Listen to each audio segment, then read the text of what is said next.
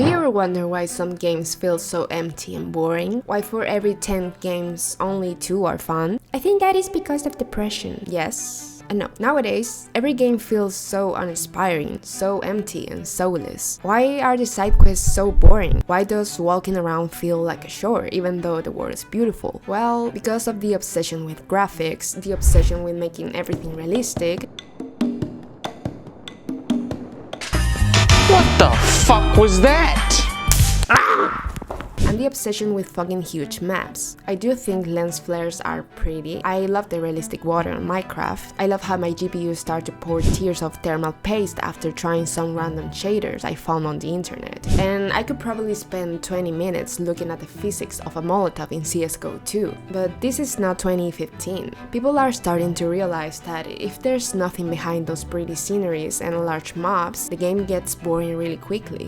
Realistic is boring. In GTA San Andreas, you could stand on top of cars. Realistic, not so much. Fun, yeah. Like, I can say how many hours I spent crouching on the roof of cars in San Andreas. It's like I'm being called by my inner monkey. Crash on roof. Okay, now go fast. So you can imagine how disappointing it was for me to try to crouch on the roof of a car in GTA 4 or GTA 5 and witness this every time. Why? Why do they have to remove something so essential? And even worse, in GTA San Andreas, you could jump and hang on a wall, which made parkour really fun. But in GTA 5, you just fall. Why? Doing parkour in this game feels like the most awkward thing ever. Another thing they removed that I thought was really cool was the distortion of the image when you were driving at high speed. Yeah, this distortion is not the most realistic thing ever, but it's cool, and it made me feel like I was driving really fast, even though I was probably driving at the same speed as in GTA 5. All of these little things made the gameplay more enjoyable, but now everything needs to be just like in real life. Why? That's not even working for Disney.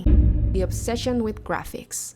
CSGO graphics are much better than Counter-Strike Source, but if I'm being honest, I enjoy Counter-Strike Source a lot more. Custom maps worked best, surfing feels smoother. Every time I played something that wasn't a normal mode in CSGO, it felt kind of clunky and restrictive. Yes, it had much better graphics, but it lost so much in the process. Having good graphics, but with less interaction with the environment, feels fake. Like, everything looks cool as long as it stays in the same place. Sometimes the studios focus so much on graphics that they leave things like movement mechanics aside. For example, in Stray, moving the cat just didn't feel good. Like, isn't playing as a cat one of the biggest premises of the game? If I'm a cat, I expect to feel like every inch of my body is malleable. I don't want to feel like my movements are clunky and restrictive. Cats are all about grace, liberty, style, and doing that weird thing when they perfectly step into the previous step. But when I played Stray, I didn't feel that. I mean, yeah, you could scratch the rug and some other stuff, but only in the assigned areas. Sometimes I wanted to jump to a random place, but I couldn't because it was not allowed. And when I could,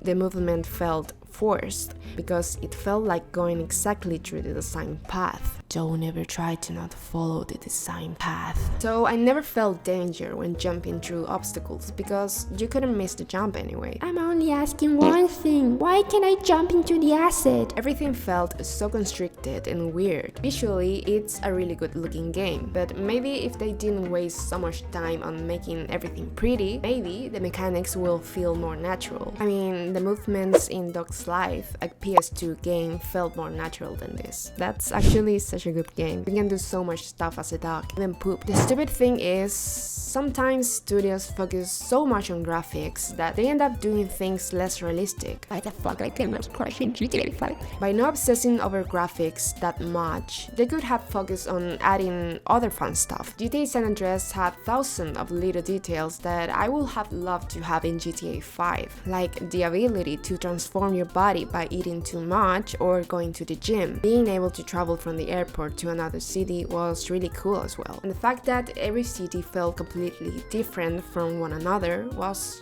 nice too. There's a lot of random shit you could do in GTA San Andreas. Decapitating people with a katana, playing basketball, buying hot dogs, and learning new fighting styles. The map in GTA San Andreas feels so alive, distinctive, and dense. Meanwhile, anytime I try to play GTA 5 drive again, it gets boring really quickly. Sometimes it feels like the only thing you can do is farm money to have better cars. But why? It has better graphics and a bigger map. Well, yeah, but why do devs try to promise everything? I get it. If I were a game developer, it would be tempting to try to make a game that had everything. A huge open world with beautiful graphics and tons of stuff to do, like fast travel, the ability to pet cats, dogs, turtles, fetch old ladies, cats, a game where the grass grows at a realistic pace, round and 4K TVs, a unique routine for every NPC, everything. But that's something that not even big developers manage to do sometimes. You know that game that promised everything and everyone was really hyped, but then the game was released and had worse mechanics than a game from 2008, and the developers said, Oopsie doopsie, it seems that we couldn't add all of those things in so little time after all. Can you forgive us? Ooh, ooh. And that game was a Real Explorer. No.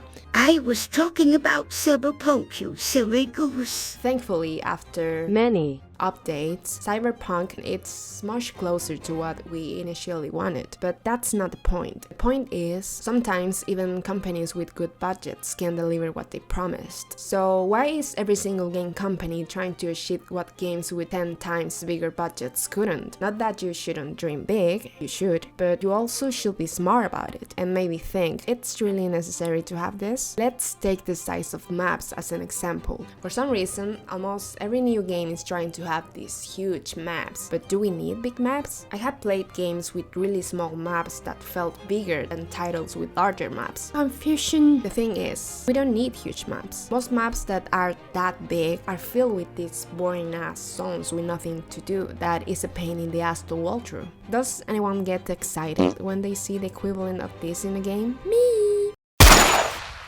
If devs weren't so damn obsessed with doing big maps, maybe we could have maps that actually have something in them. Games like the ones in the Yakuza franchise have relatively small maps, but are so dense and have so many things to do in them that actually feel really enjoyable to play. And even when games do it in the right way, the map still feels off. For example, GTA 5 appears so alive at first, but then you play a lot and you drive around a lot, and you start to notice that things are a bit dead, and that you cannot enter most of the buildings. They are just there. I mean, nothing will change if someone erased half of them from existence. And that should be a sign that something is wrong with map designs. No. Maybe maps wouldn't feel so dead if it weren't because of the obsession developers had with graphics. How can you add more enterable buildings if you are too busy trying to make every single string of hair in Lara's ass look good? And what's the point of photorealistic graphics anyway? Most photorealistic games have really shitty interaction with the environment because Oh no, please don't move anything out of place or else you'll notice the ugly shit and my boss will kill my wife. I'm not saying those beautiful and shiny reflections are worthless, but the novelty wears off really fast, and then all you have is your pretty and shiny marble floors with nothing fun to do. Conclusion: bring back interactivity, please. I miss being able to shot glass in CS stores and hear the little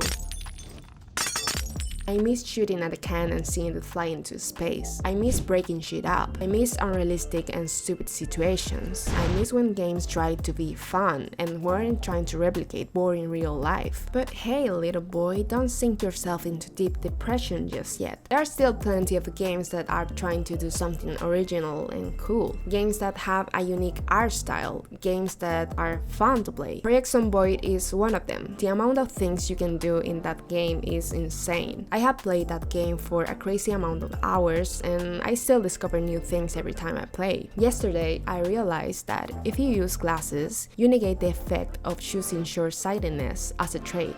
It's so obvious, yet in most games, glasses are only a cosmetic item, so I never thought it could do something. It really makes me smile when I discover that kind of little things in games. I'm not against good graphics. My problem is when they put graphics over mechanics, story, and pretty much anything else that makes a game enjoyable. But I think everyone is already realizing that graphics are not that important anymore. So I'm pretty sure the industry will focus on something else soon. What do you guys think about games trying so hard to be real life? Would you sacrifice enjoyment and mechanics that feel smooth as butter for wet payment in 4K? It looks so good though. Thank you for all your support on my recent videos. I really appreciate it. I mean, it's insane to me that you guys gave me a chance by clicking on a video with not that many views. So yeah, I really appreciate it. I'll always remember you and your shitty Logitech G502 Hero from 2016. I'm joking, that's actually a good mouse. Just clean it a little bit. Remember, you can leave a like if you want. See you on my next upload. Have a nice week. Bye bye.